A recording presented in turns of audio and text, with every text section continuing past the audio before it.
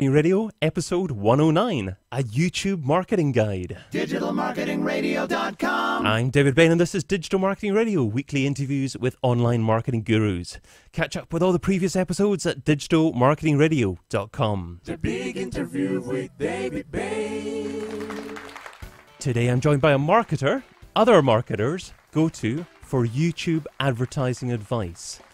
Nathan Hague, welcome to DMR.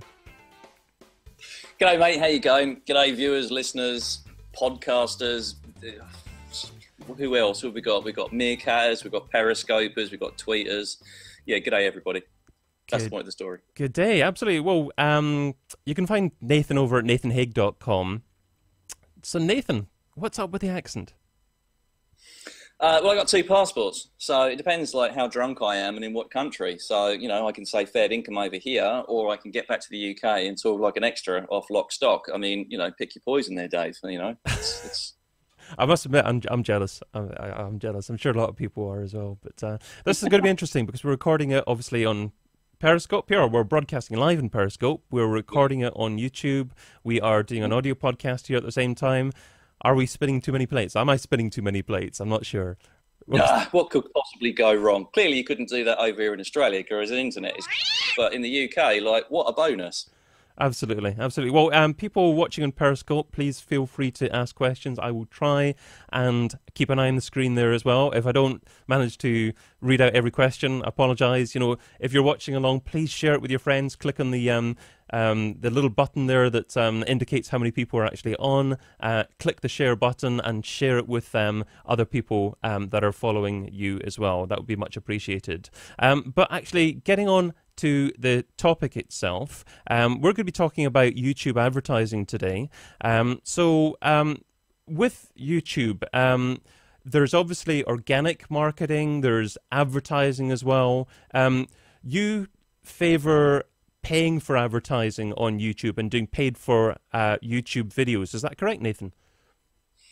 Yeah, I mean, I've got a preference for scaling out really quickly, and of course, you can stay there for a week, 10 weeks, a year, and you can get your organic. I get that, and that is important. It's nice, but for me, that's a vanity metric. Like, I'd rather just make money, and actually, if I need to put some money on the table with PPC adverts, then that's what I'm going to do. So, YouTube advertising works. It's pretty cool. And any particular type of YouTube advertising? It's the pre-roll that you focus on, isn't that right? Yeah, it is. Like right now, and that will change, but right now the pre-roll or the in-stream, that's what Google calls it, the in-stream adverts, the ones where you can click after 5 seconds of watching it. So those ones are the only ones that count at the moment that I find convert. So can YouTube really drive quality leads to most types of businesses, or is there just a certain type of business that can really thrive using YouTube advertising? Yeah, that's a really good question. I think it's like everyone looks at the next social channel to be the panacea for all their business problems, and that's not the case, right? I mean, some businesses thrive on Facebook, others usually don't. So it really is the wishy-washy answer of it depends. Obviously, business to consumer type stuff always wins. Business to business, yeah, absolutely it can. But if I was selling like JCBs, I might have more of a problem than if I was selling, say, I don't know, like some sexy new SaaS product for marketers. All right, so horses for courses, really, and that's like any marketing channel, to be fair. But YouTube, I mean, it is the second biggest search engine in the world, bar Google. So, and on there you have, again, an intention to buy because it is Google. You've got people that are specifically explicitly typing in what they're looking for. So as a marketer, if you can actually tap in to what they're actually typing in, well, that's a good synergy there to sell your product or service. So, yeah.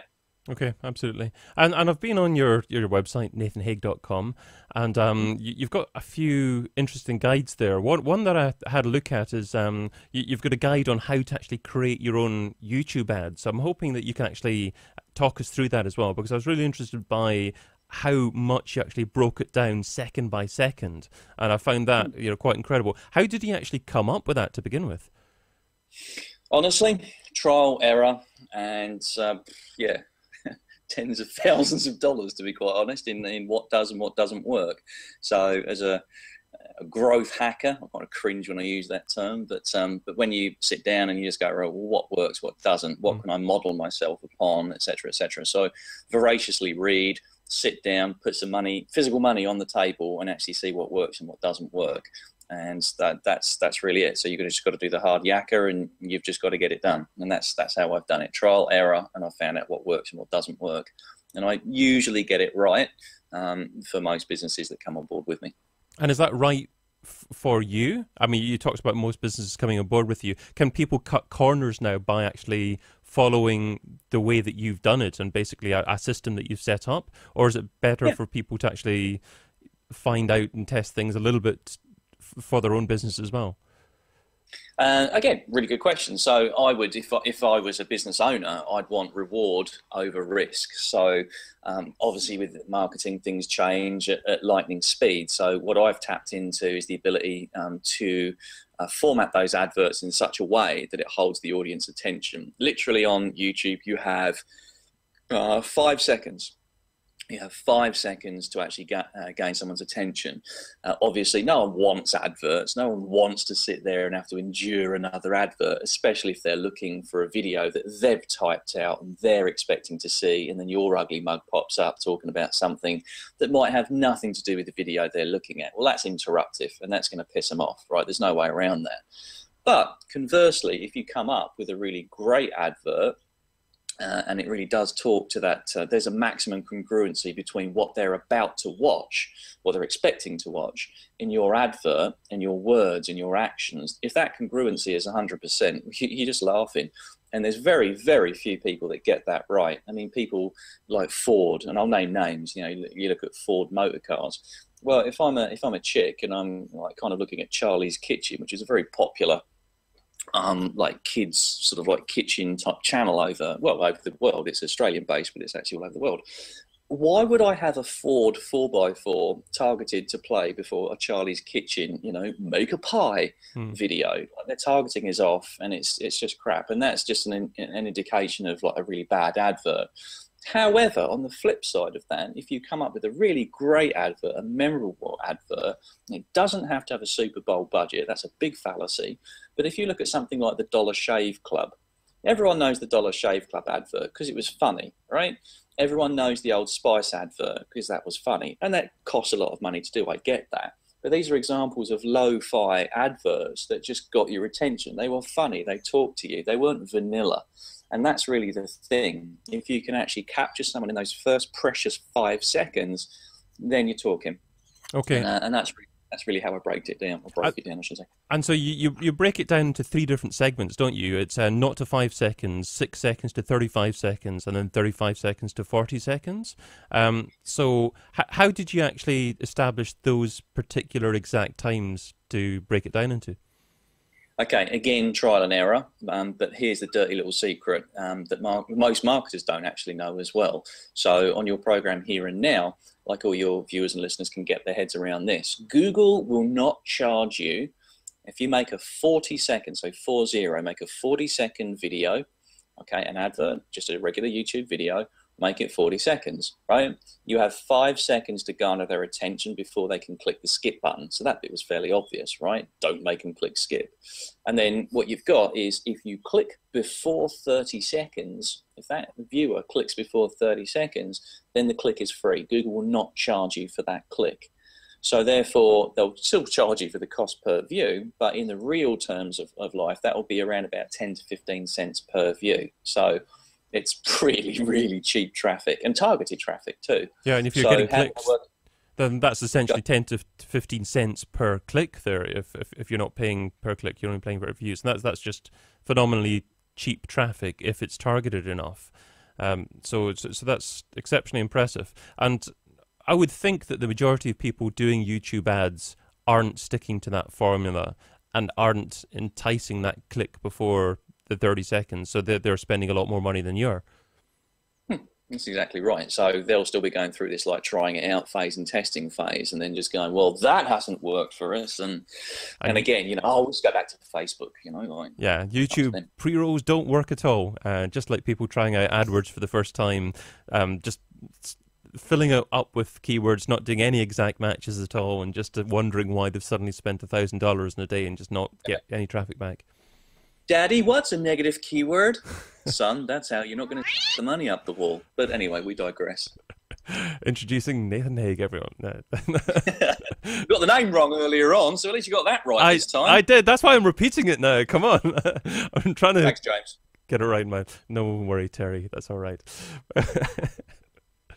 What was I going to ask next? I had a great question in my head. No, I was just going to continue talking about this framework because I think it's really, really important. So, 0 to 5 seconds, summarize really what the ad's going to be about, and then try and get irrelevant traffic to click the skip button at the bottom. Is that correct? Yeah, so the way, so I'll lay it out for you because it's fairly straightforward. So get your pens, write this stuff down. So 0 to 5 seconds, that's your hook. Disrupt their way of thinking. If you're advertising, we'll talk about this later on, I'm sure, but if you're actually targeting, say, a supplement channel or a motor channel or you know, a fitness channel, you get the idea. If you're targeting a specific channel, so say for argument's sake, and we'll name names because everyone loves Herbalife. And the product might be like a bit in disrepute, but the marketing works, all right? There's no way around that. So let's take Herbalife as our example in this, right? So you can actually target the specific videos on the Herbalife channel, like, wow. So what you do is at the first 5 seconds, I would do something along the lines of disrupt their thinking. It would be my ugly mug on the front of the screen. So in the first 5 seconds, hey, you, wait there. I know you're going to watch a Herbalife video, but I've got something that melts fat even quicker. Stay right there. So they were expecting to watch a Herbalife video. They typed it out. My ugly mug pops up talking about Herbalife and that I've got something even better. And so there you go. There's your congruency right there.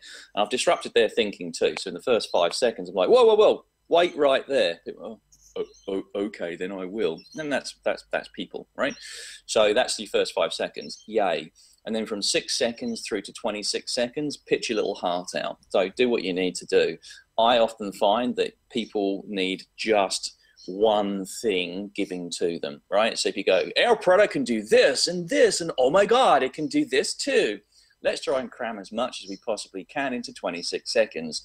That's going to fail. So give them one thing to think about and one thing only, right? And just go, your one major benefit to them, marketing 101, right? But just make one of those benefits. Do that up until the 26-second mark. Here's the secret sauce. What you need to then do is you need to start shutting up and then your on-screen buttons. Now, if they click anywhere on the screen, right, anywhere on that video, they're going to be taken to your landing page. But what you, as a marketer, need to do is you need to give like a call to action button, literally over the top of the screen, the top of the right of the screen, and then the bottom of the screen have green call to action buttons and be pointing to them. If it's your face that's on the screen, literally point down and say to them. So I'd be doing my pitch from 6 seconds through to 26 seconds. I'd be giving them the benefit, and then I would finish off by just going, right, so don't trust me, click here. So, you know, again, keep it low key, right? Don't listen to me. What you need to do is click here. Okay, so for radio viewers, I'm actually pointing down at the screen and there's an on-screen green button. Okay, or if you're on a tablet, this is the secret sauce. Or if you're on a tablet, look up and point to the top right of the screen. I can't stress that enough. Or if you're on a tablet, click up here and I'll see you in the next 5 seconds. Right, go ahead, do it. Along those lines, you have to point down and you have to point up and look to the imaginary green button at the top right of the screen. Tablet traffic converts really, really shittily, okay, in most industries. We'll talk about that later on too. So at 26 seconds, you shut up, right? Because what you want them to do is click before the 30 seconds and then just pause the video, essentially, kind of just stay there on the screen. If you can freeze frame it, so be it. If you just stand there motionless, so be it. But shut up by the 26th second, then leave it so it looks like the advert has finished. So when you do that, clearly that's a visual prompt for the viewer to go, oh, Oh, I need to click the video. Yes, you need to click the goddamn video. Click it. Okay. Now, for those people that don't do that and watch to the bitter end, and there'll be very few, but past the 30-second mark, you're now paying for that click. So come back to life on the screen, okay, and say, are you still here? Seriously? Click the button. So go in for the kill for the second time. Are you still here? Click the button here or here if you're on a tablet. Point and look to the top right of the screen. And I'll see you in the next 5 seconds. Go ahead, do it. The journey of 1,000 steps starts with 1. Click the button and I'll see you soon. Going for the kill for the 3rd time. You know, battle-hardened people.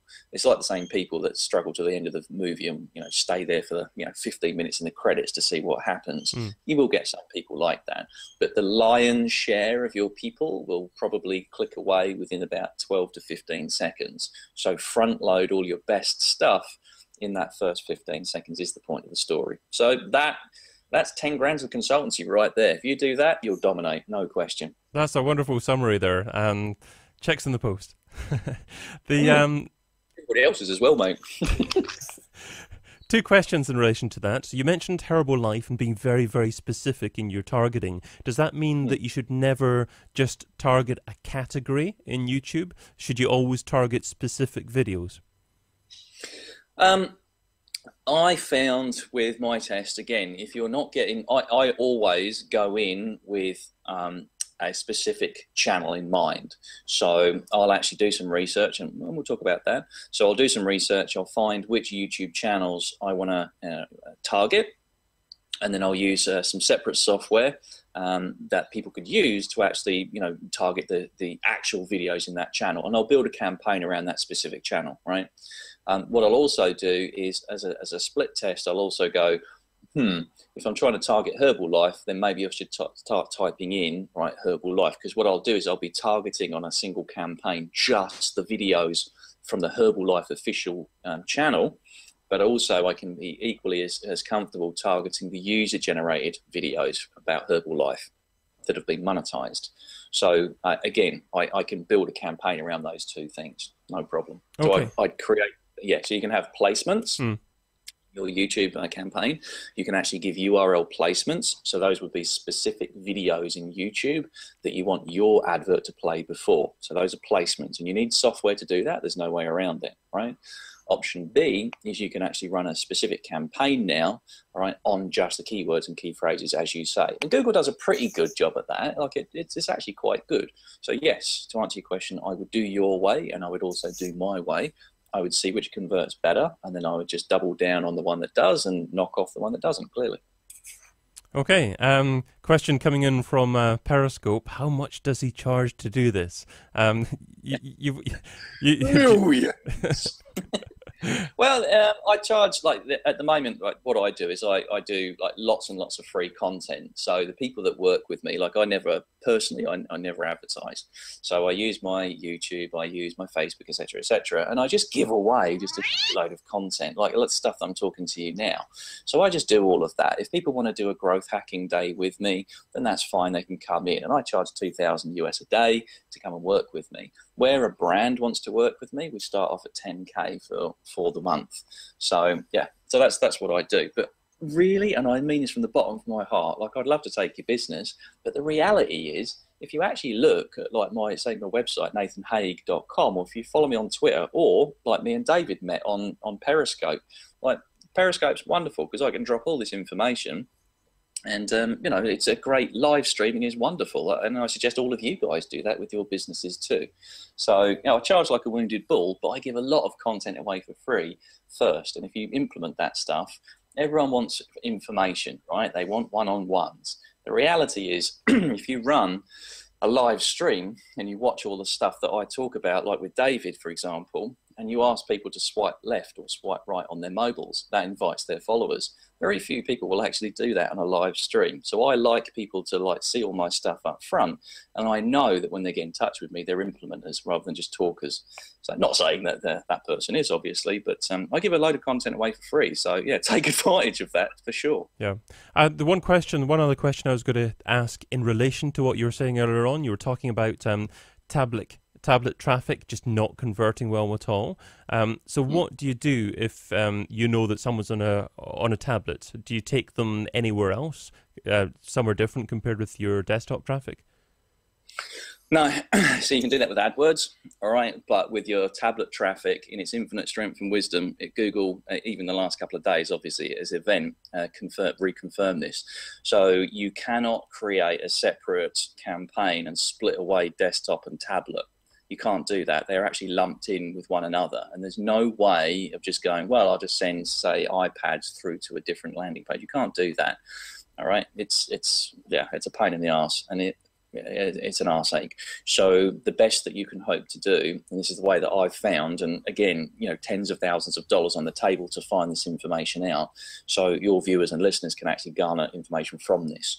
So tablet traffic converts really badly, therefore you need to create separate campaigns for mobile and separate campaigns for desktop/tablet. All right, you have to separate out those two.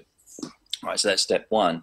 Step two is there's that hint that I gave earlier on. So the on-screen prompts, okay, again, I'm pointing down for the podcasters, but I'm actually pointing down and I'm looking down at the imaginary on-screen button, and then my words are, okay, and if you're on a tablet, click up here. So I'm pointing up to the top right, again, to the other imaginary button, and that's for tablet users. So you mention the word tablet. Now, it's not perfect, I'm not going to lie, but it's a lot better than just having one advert that just gets shown across, multi-platform and just doesn't convert and drags your stats down. Those on-screen call to action buttons, you pointing to them and telling them desktop and the tablet buttons up here. Do that and your stats will go back up again. It's not perfect, all right, but if you want to advertise on YouTube, that's an awesome growth hacking tip right there. Do that. Brilliant. Okay, a lot of incredible content there. And just before we go into the second section of our discussion, which goes into digital marketing in general, I would like to mention actually your other website, the one that you have on your screen there at the moment. Do you want to talk about it exactly? Because we've got some audio listeners to our podcast as well, and I'd like you to mention that service a little bit, Nathan. Yeah, sure. All right. So I dog food all my own products, right? So all of this is as a result of me actually battle testing my own systems and sales systems and products. So here's the thing, right? We're not doing any sproiking of software or any of that. All right. What I'm going to do is give you the actual problem that you have.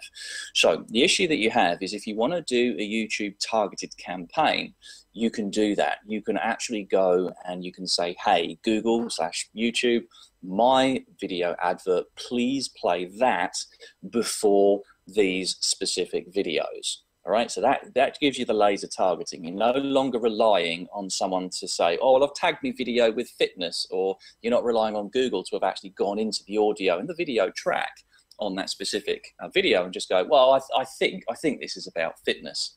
Right, you're not relying on an algorithm now. You're actually saying in your AdWords, these are the videos I want to play before. Okay, so we call those URL placements. All right. Apparently we've got like a nest of birds outside. Right. I hate wildlife in Australia. You need to understand that everything in Australia will kill you, right? It's got teeth and it will kill you, or it will sting you, or it will bite you. Even the birds. Oh, there we go. There's more. Brilliant. I love that. I was interviewing someone from Queensland once, and they were outside actually, and the noise was just incredible. Just you could hear behind them speaking with the wildlife going on, and I think the fact that when I've spent some time in Australia, but not Australian obviously, I loved it. But perhaps if you're there for a long time, you just get fed up with it. Yeah, it's like everyone's just going, oh, Australia's beautiful. It's like all year round. It's so hot and beautiful and gorgeous and sunny. I'm sat in a white dressing gown, viewers, right? Listeners, I'm sat here, white fluffy dressing gown, just freezing, all right? So, yeah, fallacy, myths and all the rest of it. Let's go back to the YouTube. Otherwise, I'll go on a rant. It gets cold in Sydney sometime. But people should try out TubeMaster Pro, though. That's what you're saying. Yeah, so the issue is that you want to be able to find those URL placements. Now, it used to take me 80 hours to get a VA over in the Philippines to say, right, could you actually, this is the key phrase I'm looking for, so let's say fitness. So I want you to go and find all the fitness videos that have been monetized. Now, when we're talking about monetized videos, what we're talking about is you as a channel owner, you have to have gone, yeah, hey, YouTube, can I monetize my channel, right? Connect it with my AdSense, etc. Right? So that's step one. It's an arse ache, and that's why a lot of people just don't do it. They don't even know that it's an option, to be fair, right? So that's step one. The channel owner then, step two, has to say, right, well, all the videos I'm uploading or on a per video basis, I'll tick this box and say, yes, I'd like to earn some money on this. So it's a two-step process for every video that you've seen on their YouTube channel, right? So whilst you might find 3.5 or 35 million fitness videos or female fat loss videos, what you'll find is that when you actually take those URLs, okay, and you pump them into YouTube and you have a look if there's any adverts playing before or during them, i.e. have they been monetized, what you'll find is only a fraction of those YouTube videos have actually been monetized in the way that I said. So therefore the issue becomes, if you want to go for URL placements and do the laser targeting, you're going to need to use some software rather than a VA's 80 hours worth of time to find 500 videos. So that's where I came into it. I just went, I'm not doing that. It's just not a good use of time, not even my VA's time. So I looked into it and I just went, right, how can I find those monetized videos and then, you know, basically create a list of those and create my campaign. And that is where TubeMaster Pro, so that's T-U-B-E, because people are like, how does he spell tube? He's got a funny accent.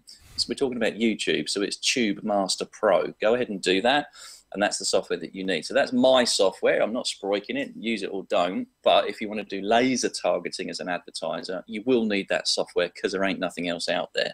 I know because I had to build it for myself. And that has one purpose only. It finds those monetized videos. And then step two, it actually builds the YouTube campaign. And as you've seen, David, you actually, literally in 3 minutes, you can create an entire targeted YouTube campaign. So that's 3 minutes. Yeah, try doing that. 3 minutes versus 80 hours. That's the power of it. And there's other software that you need as well. Not mine. So you also need, so go to tubemasterpro.com. That URL again, tubemasterpro.com. But the other software that you need on your YouTube advertising is going to be vidIQ, right? Now that's a free Chrome extension. Just go to the Chrome extension store, go and download it. You need to register, but it's for free. Take the free version. Don't buy the upgrade at this moment in time. It's not worth doing. Register for it. And what that gives you is the ability to find the tags, all right, that your competitors' videos are using, right? So if you don't tag, then you're stupid. You need to tag your videos, right? If you need exposure, you need to tag your videos. And so therefore you go, well, how do I tag my videos? What am I going to tag them as? Well, clearly the content of your video. But some of the ninja tips that you want would be to have a look at the tags of your competitors' videos. So for videos ranking for, say, 35 million views, that's a pretty popular video, right? So if that's in your niche, then you use vidIQ and you actually then have on the screen all of the tags that that other video is using. So then clearly what you would do is you'd copy those tags and paste them into your own video. Make sure the tags are relevant. I can't stress that enough. Don't use kittens if you're talking about bench presses, right? But that's what you do. So that vidIQ uncovers those tags on popular videos, allowing you to copy them and paste them into your own videos. All right. So theoretically, you should rank higher. There's loads of video SEO stuff I can talk about, all actionable stuff. I quite like video SEO. It's quite easy, to be fair. Oh, I like it as well. And you've made me want to talk about my videos as well, because if you search, this is my video claim to fame. If you search YouTube for the phrase digital marketing, my video is #1 for that. Oh, get you. So that's quite a competitive keyword phrase, and that's organic as well, obviously. But of course, I always touch a piece of wood when I'm saying that, because you just never know what's going to happen to it. But I've done it, and he's like on page 15. He's talking. No, what's he on about? Exactly, yeah. No, I really you shared a lot of value there, and I wanted to talk about TubeMaster Pro as well, because I was recommended actually by a chap called Matt Dyer to speak to you because he likes your tool as well, and he was a chap that I interviewed for episode, I think it was 107 of Digital Marketing Radio. So if someone that I've spoken to like that recommends it, I know that it's a great tool. So that's why I wanted to talk to you. Thanks, Matt. You're awesome. I'll pay you later on. Thanks. But okay, we have talked a lot about YouTube there. I would like to fire through this the second half of our discussion there. So starting off with Software I couldn't live without. so what software do you currently use in your business apart from your own that if someone took away from you, it would significantly impact your marketing success? Yep. So I really hate to say it because I hate it with a passion, but it's a necessary evil. I've got to say Facebook. Wow. I'll talk about Facebook in a minute as to why that's the case. But my list off the bat would be Facebook, Target Grow. So one word, targetgrow.com, targetgrow.com. That actually gains targeted Twitter followers, right? I also have something called the Green Button, and that's a custom rolled software too, to be fair. That's attraction-based marketing on LinkedIn. All right, so you click the green button. So if you're in a group in LinkedIn, you click the green button. Literally, it's a green button. Yeah, novel, right? You click the green button, and what that will do, it'll actually visit everybody in that group, in that LinkedIn group. And of course, on their side, it will fire off an event of who's viewed my profile. Well, who's this Nathan guy? Nathan hasn't actually looked at their profile, to be fair. The green button opened their profile in another tab and looked at a rate of about 500 profiles in probably about 3 minutes. So from that, you can actually then get just a load of people connecting with you, provided you've got a strong bio. Attraction-based marketing. So the green button for me is just beautiful, and I love it and I use it. Target Grow we talked about. TweetDeck. I absolutely love TweetDeck.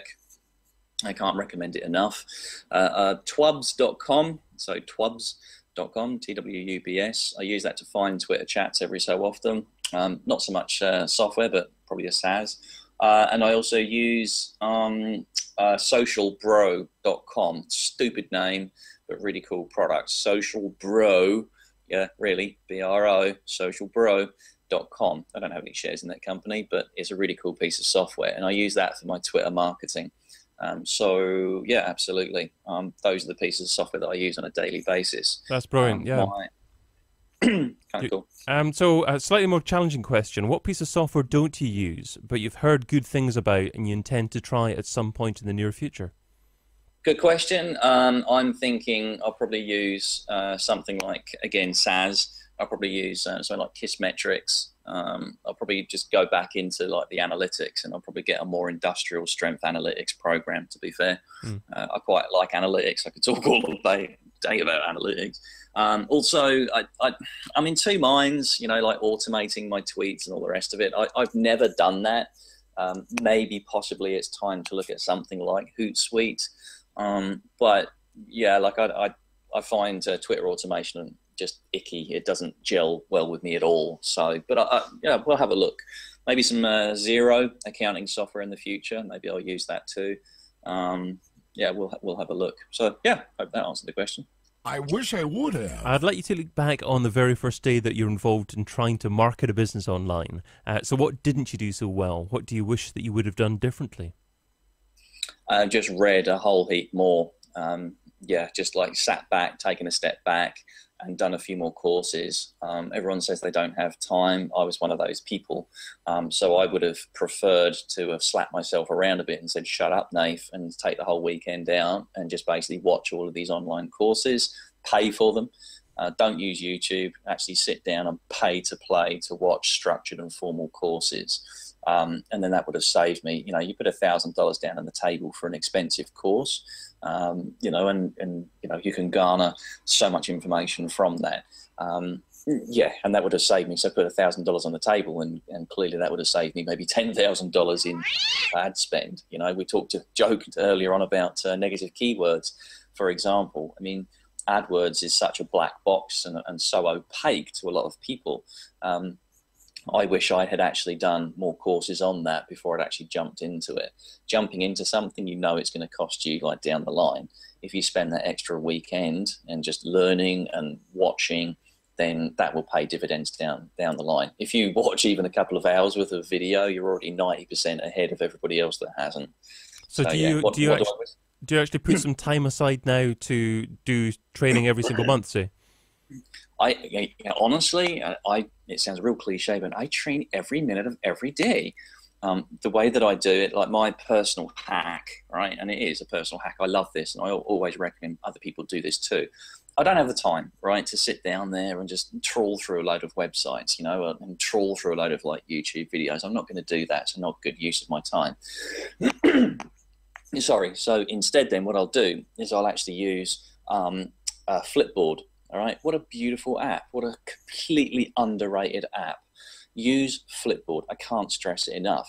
And so what happens is I'll use Twitter lists. So I'll do a keyword search, all right, a key phrase search, and I'll add that to a Twitter list, right? So it could be marketing, it could be advanced digital marketing, you get the idea. But I'll create a list based around that keyword or that key phrase. Twitter lists, if you're not using Twitter lists, you've just got to, all right? It's one of the most underrated pieces of Twitter there is, and no one really uses them, okay? Well, you need to. So I'll create a list, and then what I'll do is I'll bring those Twitter lists into Flipboard. So I'll connect my Twitter account to Flipboard and my Facebook and my Google Plus.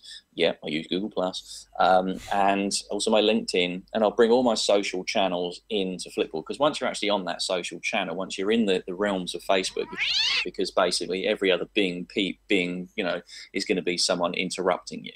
Now, I don't have time for that. And I don't want to get lost in somebody else's ecosystem when I've got stuff to do. So therefore, I get the best of Facebook, all right, in Flipboard, for example, which then I can clearly just flip through and scan through, just like it was a newspaper, right? I will always, when I open up my eyes in the morning, I'll spend at least the first 30 to 45 minutes of my life just flipping through Flipboard and catching up on all the latest tech stories. I'll look at Product Hunt. I'll look at Hacker News. I'll look at all these different channels, but I'll look at them in a very pictorial and literally a flip method, right? And my brain, and I'm sure others probably thinking the same thing, when I actually see a picture and I see it laid out, you know, beautifully like a newspaper, instead of a very massive cluster of information on Twitter, where it's just awful and it's just a fire hose of data. That's fine and it's fun. But I would rather flip through and just see all of the pertinent stories with its pictures and its formatting and in-stream videos. And I can very quickly scan through, like, heaps. In that 45 minutes, I've done my training for the day, essentially. If there's a topic that I really want to drill into at that point, I'll reserve some time, maybe at lunchtime, maybe in the evening time, to go back through that. Everyone in their life has got, you know, 30 minutes of their day. Go for a cigarette break or go and learn something about AdWords. The choice is yours. But to get multimedia and on my terms, I will always use, for a large amount of information, I will always use Flipboard to bring that and correlate it and put it into a single medium. All right. Okay. So it's a good growth. No, great stuff. I tell you what, you offered a lot of value in each question there, and you deliver a lot of content there. It's I'm pretty good. I'm starting to think I shouldn't have come with so many questions. You know, I should have just come with one question and go, right, on you go. No, but it's great. It's great. I didn't want to stop you either, because, you know, all of it was very practical and very valuable as well. So I'm sure there'll be quite a few people that will be listening to this episode twice, because there's so much in there. Good. Well, that's what it's all about. And I think you've touched a point there. Marketing right now is going through this massive change. I mean, marketing always changes, to be fair, but right now we're going through another paradigm shift. And I say that with like a bit of a cringe as well. So what happens at the moment is that we've had this beautiful run for the last, you know, year and a half. And it's been wonderful, right? And what's been wonderful is we've had the ability to retarget people. I mean, that's just changed the industry massively. Do not ever release an advertising campaign unless you have some form of retargeting, remarketing, same, installed beforehand. Don't do that, because it's just stupidity to like launch without that. If you don't get them on the first time, less than 10% of your people are going to convert on the first time. Well, you've lost 90% of people you could have remarketed to, right? So the point of the story is remarketing works, like no question about it. However, what's actually happening is now you've got over 200 million monthly active users of ad blocking technology. So all these people at the moment that are just coming into it now and just going, well, we'll just use this remarketing. It sounds really awesome. You're starting to come in, you know, during the declining years, because with ad blockers, those pixels that we so rely on, they're going to be blown out the water. So therefore, get in now and do all your advertising campaigns based around your remarketing. and your retargeting. Get them on your email list as soon as you can. Get them away from the soft, shifting, rented sands of social. You don't own the customer at that point. I've got a Facebook page. Shut up, right? You don't actually have any customers on that page, right? Their Facebook's not yours. So therefore, you need to get them as soon as possible onto your own terms. This or that round. I had a slip finger there. Okay, so which was still funny. So what you need to do then in that case is you need to start thinking, right, well, if we're in the declining golden era of like, the trailing end of pixels and remarketing, what's next? And it never really went away, but it's kind of been hiding in plain sight. So we've got content marketing, great, but everyone's drowning in content. If I see another female fat loss story from another personal trainer, I'll go postal, I swear, right? So, and it's still important to have that. Don't get me wrong. You still need quality content. You need to do that, right? However, what the better way, the growth hacking way of doing stuff now is to go, right, well, if I've got a product or a service, sure, I can put some money on the table, do my pay-per-click, go to my blog, get some organic traffic. I can do all of that. And yes, you'll need to do that. Or option B is I can go straight to an influencer, all right, in my industry where my niche is going to be hanging out and listening to or watching. So let's take YouTube because that's pertinent to what we're talking about all day. So we'll use something like famebit.com. You'll see a rise of all these type of services coming through the ranks too. So I'll go to a third-party service like famebit.com. I'll find the YouTube stars in my particular demographic who are going to be watching these stars and these YouTube talent. And what I'll do is I'll take the piss out of Americans. I'm really sorry. I don't know. It's just something I do. But I'll actually go to that influencer and I'll put some money on the table, either through the third-party site like famebit.com, or I'll just go straight to them and say, listen, can we just cut a deal where you sproik my and I'll give you some dough. Who's not going to do that, So he or she with the biggest Instagram followers, the Twitter followers, the YouTube subscribers, you get the idea. He with the biggest count wins. And you're going to see a lot more of that, in my opinion. And I'm already seeing stuff, but you're going to see a lot more of that over the coming months, especially with these pixels. And no one really has got like a fix for this. Like no tech company that I know at the moment has got like a replacement for these pixels. They're like, well, shit, what are we going to do? There's nothing that I can see on the horizon at the moment that's going to replace those. So therefore, your only option is to scale your business efforts out massively via other influencers. Coattail off their success. Don't try and get it yourself. It's going to cost you money, right? Money that you might as well put into the pockets of somebody that's already done the hard yakka. They've already got their followers, and they can put your product in front of hundreds, tens of hundreds, thousands, millions of people. Why would you not do that? I would. So, yeah. Interesting times. Absolutely. Oh, moving on to the this or that round. So this is the quick response round. Right that time. Now I was going to cut out that in the audio podcast. So how am I going to do this? Clearly No, we'll leave it all in. We'll leave it all in. So 10 quick questions here. So just 2 rows. Try not to think about the answer too much, and you're only allowed to say the word both on one occasion. So ready to go? Yeah, far away. Email or Twitter? Twitter. Audio or video? Video. Affiliates or display advertising? Affiliates. Facebook or Google+? Facebook. Online press releases or one-on-one relations? One-on-one relations. Paid search or SEO? Paid search. Email contact form or telephone number? Telephone number. Website or app? App. Social subscriber or email subscriber? Email subscriber. And local marketing or global marketing? Local marketing. Well, I win. It seemed fairly simple, yeah. What made you choose app over website? I hate websites. They suck and they can die, right? Websites are just awful. You got no control over it. Like, I create web software, right? So it seems odd coming from someone like me, but I have zero control over how that looks. I have zero control over how many plugins you've got, what operating system how buggy, how slow, how much memory you don't have. I've got no control over all of that. So I was a big, huge proponent over the years of just going, no, the web, it's open.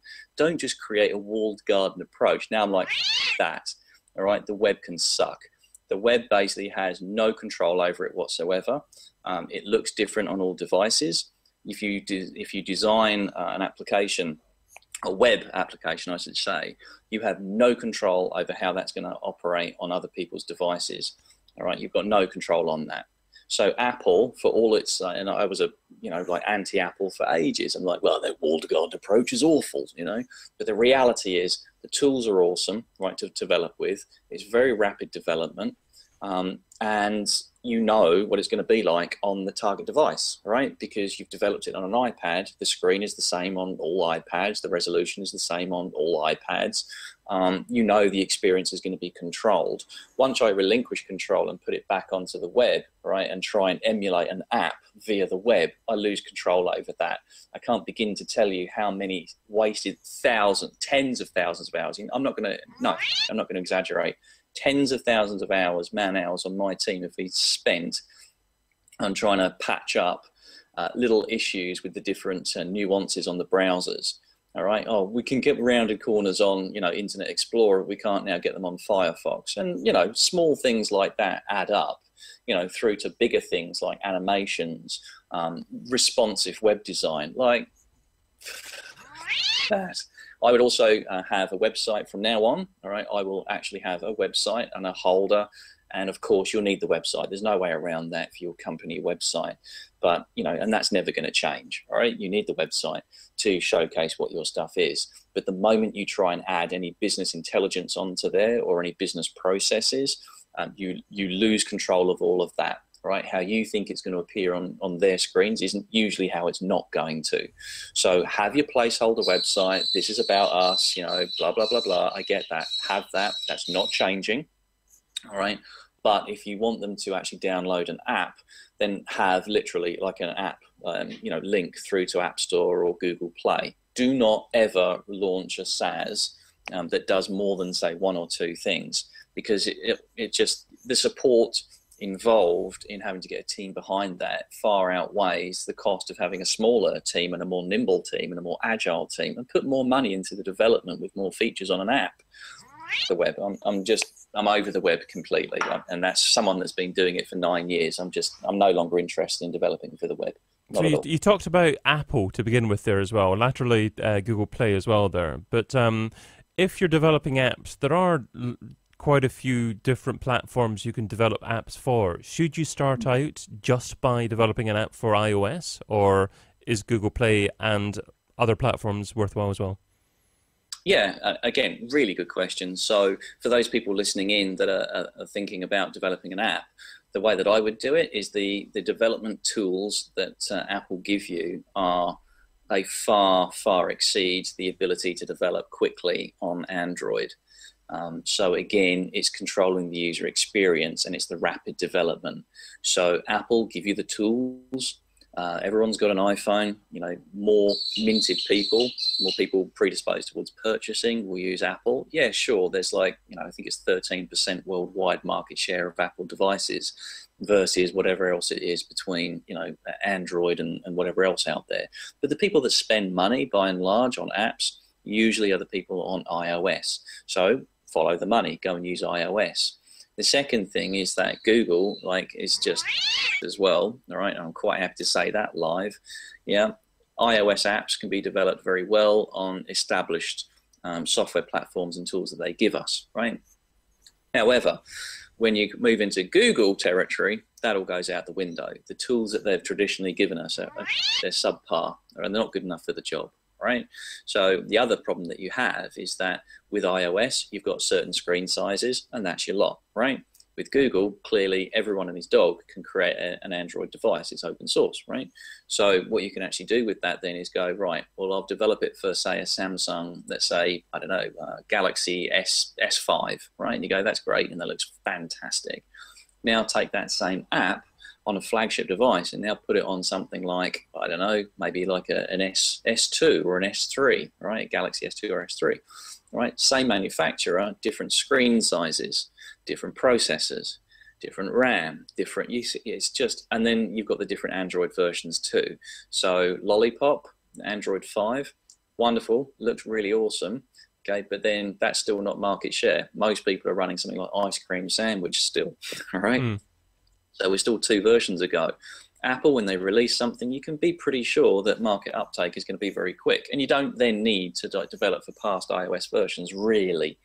Okay, you don't need to do that. With Android, it's so fragmented that as a developer, you just shake your head in disbelief, because Google have done such a poor job, and the manufacturers have done an exceedingly poor job. And I'm naming Samsung here as one of the main offenders. They're awful.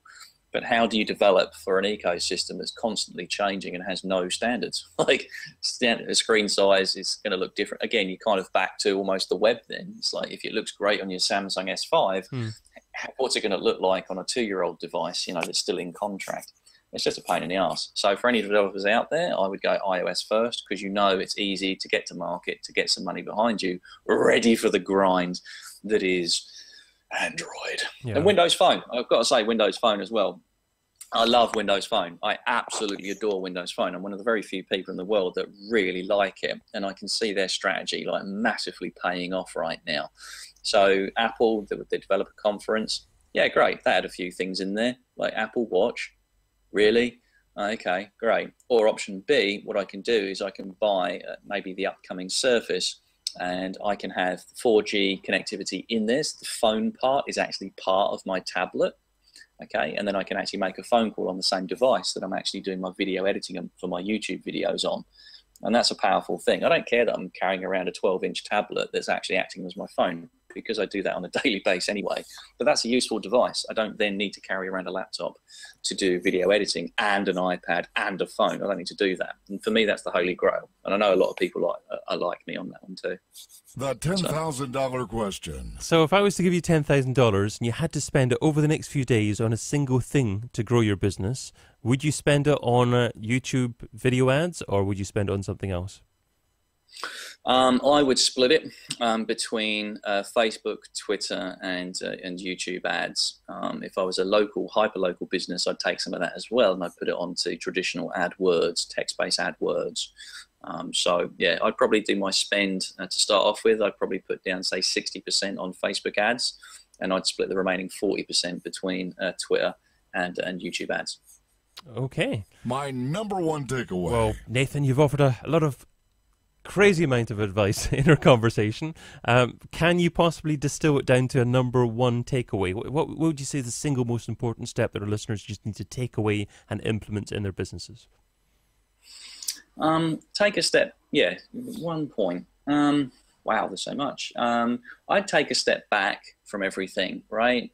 So I'd take a step back and I'd survey all that is marketing, and I'd take stock of what I was doing right now, what was working, what wasn't working. I'd take a complete step back. Everyone gets so ground down in what they should or they think they should be doing. There's a new Snapchat thing. Oh, okay, well now we need to advertise on there because our competitors are. Take a step back from all of it. All right, and have a look, really have a look at like what is actually working for you. Look at the figures, don't look at the emotion, look at the analytics, look at the figures. The figures don't lie. Have a look at that and then base some business decisions on what works for you now versus what you think you should be doing. I find that so many times over and over that people get paralysis by analysis. They think they should be doing something, therefore they start throwing some time and energy and money at these other things, and it's awful because you look at them and just go, that's just never going to work. But you can't help everybody, right? So my one takeaway point: take a step back from everything. Okay, get away from your work environment. I usually do that over a weekend. I'll just go somewhere and I'll take a step back and I'll just look at all the facts and the figures, and I'll actually analyze it, take the emotion out of it, and you know, just see what actually is working and what isn't working. Don't feel pressured into taking on a new medium when it might not be the best decision for you. Time and money is expensive, right? Yeah, absolutely. I think a few years ago it was more appropriate to try and be everywhere, and you could possibly do that. But now there's so much going on, you've got to just focus in the areas that you love to do yourself, and also where your audience are as well, of course. Yeah, too right. And that's the thing, like, go where the money is, go where the audience is. I mean, who uses Ello? Remember Ello from last year? Everyone like piled into Ello because the Facebook, you know, with the real name policy. So you got all of the the performers and the drag artists and, et cetera, go, well, we don't want to use our real name. So therefore, I think it was like something like 100 million people like piled into Ello. And does anyone use Ello now? No. All right. So shiny, yeah, exactly. Who's Ello? So yeah, shiny syndrome. And I find marketers are especially prone to that as well. So if a marketer is prone to that, then what chance does a small business owner have, small to medium-sized business owner have? And the answer is none. So by taking a step back from all of that and having a look and just going, well, look, where are our customers actually at? Are they even watching YouTube adverts? I'd hazard a guess and say they were, but not for every industry. If you find that your Facebook advertising is working, why would you not hire a consultant and double down your efforts on your Facebook, and get a better result on there? If that's working for you, then double down on that. Use some consultancy to pimp your efforts. But yeah, that's what I would do. Yeah, I hope that helps. I'll put some clarity on. Absolutely. You've offered so much value there, but I reckon that takes us to the end of our discussion, really. So thank you so much for your time and your advice there. What's the best way for our readers or listeners to actually find out more about you and what you do? Yeah, for sure. So if you go to the website, now my website's embarrassing, all right, but I do so much business from it. So, again, it's another fallacy blown. You don't need a whizzy-bang website to make a lot of money from it. So if you go to my website, go to nathanhague.com, Hague, nathanhague.com. And the best way, the way that I prefer is people via Periscope or Twitter. So the handle there is Australia Wow, WOW. So Twitter's my preferred choice, to be honest. They can also find me on youtube.com/Australia Wow as well. You see the congruency there? So yeah, they can find me there. All my best stuff actually gets pumped out via YouTube, to be fair. So yeah, they can have a look just there. Great stuff. Okay, well, and thank you, dear listener, for joining us, or dear viewer as well, wherever you are watching this or listening to this. If you like what you heard and you're listening to this on iTunes, I'd really appreciate your feedback. So just go to digitalmarketingradio.com/iTunes to go directly to the app and leave an honest rating and review. It'd be great to hear from you, and of course it would help to improve the ranking of the show on iTunes as well. And finally, I'm also now hosting a live show every Friday called This Week in Organic. So go to thisweekinorganic.com to find out more about that. But I'm going there. This is organic. I'm going there. That's happening.